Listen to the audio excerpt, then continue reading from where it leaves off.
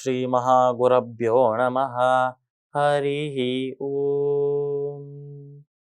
சதாசிவசமாரம்பாம் சங்கராச்சார்யமத்யமாம் அஸ்மதாச்சாரியபர்யந்தாம் வந்தே குரு பரம்பராம்.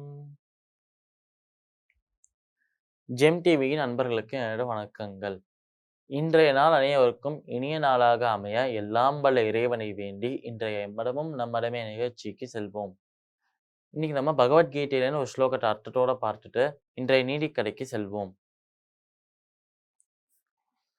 யுதாமன்யுஷ்ச விக்ராந்தः உத்தமௌஜாಶ್ಚ வீர்யவான் சௌபத்ரோ த்ரௌபதேயாಶ್ಚ சர்வ ஏவ மகாரதாः. இந்த ஸ்லோகத்திற்குண்டான விளக்கம்.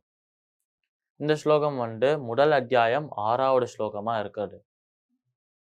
யுதாமன்யுஷ்ட விக்ராண்டக நம்மளோட துரியோதனன் பாண்டவ சேனையில இருக்கிற ரொம்ப திறமை வாய்ந்த வீரர்களை ஒரு பட்டியல் போட்டு சொல்லிட்டு இருக்கான். அந்த பட்டியல்ல அந்த லிஸ்ட்ல வரவாதான் இவாளும்.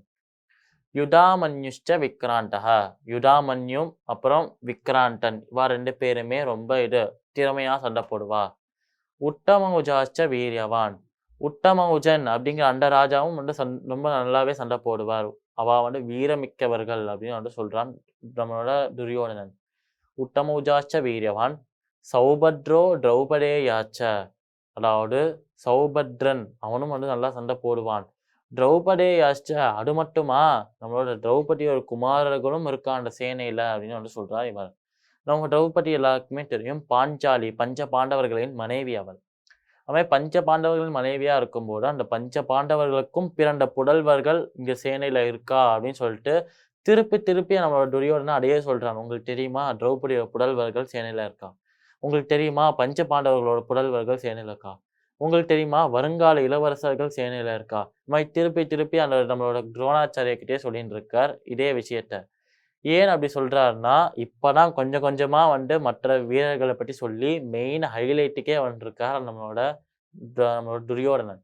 அதனால எப்படி ஒரு கிரிக்கெட் மேட்சை விறுவிறுப்பா பார்க்குறோமோ அதே மாதிரி விறுவிறுப்பா அந்த சேனையை பார்த்துட்டு இருக்கார் துரியோதனன்.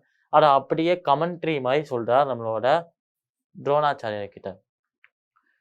சௌபத்ரோ திரௌபதேயாச்ச சர்வ ஏவ மகாரதா, இவர்கள் எல்லாருமே ரத்தத்தை உபயோகப்படுத்துறதுல ரொம்ப சிறந்தவர்கள். ரத்தம் அப்படின்னா சேரியட் நம்மளுக்கு தெரியும்.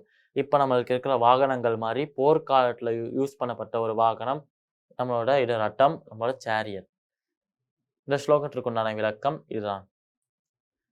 இன்னைக்கு நம்ம புத்திசாலி மன்னன் அப்படின்னு தலைப்புல நீதிக்கதையை பார்க்கலாம். மன்னர்கள் அரசர்கள் அப்படின்னு சொன்னாலே பாதிக்கு மேற்பட்டவர்கள் புத்திசாலிகளாக அறிவாளிகளாக தான் இருப்பா அப்படின்னு நம்ம நினைச்சிட்டு இருப்போம். ஆனா அப்படி இருக்கிற இந்த அரசர்கள் இந்த மன்னர்கள் அப்படி அந்த பட்டியலே சில முட்டாள் மன்னர்களும் இருந்தார்.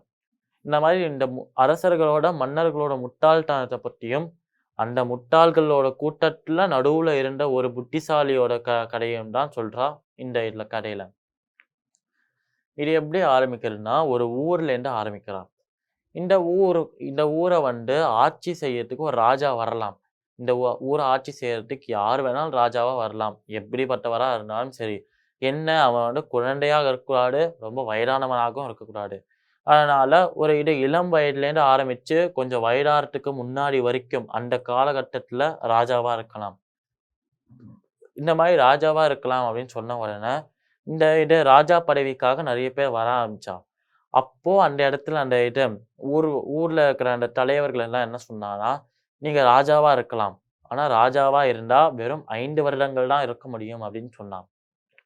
இதை கேட்ட உடனே அங்க ராஜாவாகிறதுக்காக வந்த கேண்டிடேட்ஸ் எல்லாருமே அங்க ராஜாவாகணும் அப்படின்னு சொல்லிட்டு ஆசைப்பட்டவர்கள் எல்லாருமே ஏன் 5 வருடம் தான் அப்படின்னு கேட்கிறா.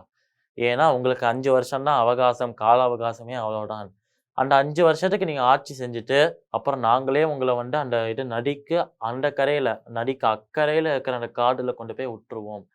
அங்கே நீங்க உயிர் பிழைத்தால் சந்தோஷமாக வாழலாம். ஆனா உயிர் பிழைக்க வாய்ப்பு கம்மி. ஏன்னா அங்கதான் கொடிய சிங்கம், புலி, கரடி எல்லாம் இருக்கிறதே அப்படின்னு சொல்றா ஊர் தலைவர்கள்.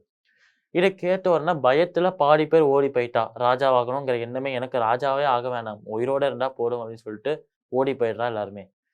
இந்த மாதிரி கூட்டத்துல நிறைய பேர் ராஜாவாகணும் அப்படின்னு ஆசைப்பட்டு அந்த ராஜா பதவிக்கு விண்ணப்பிக்கிறான். இதுக்கப்புறம் கடை மேலும் எப்படி நகருது? என்ன நடக்கிறது? அந்த புத்திசாலி யார்? நாளைய தினம் பார்க்கலாம். மீண்டும் நாளை சந்திப்போம். நன்றி, வணக்கம்.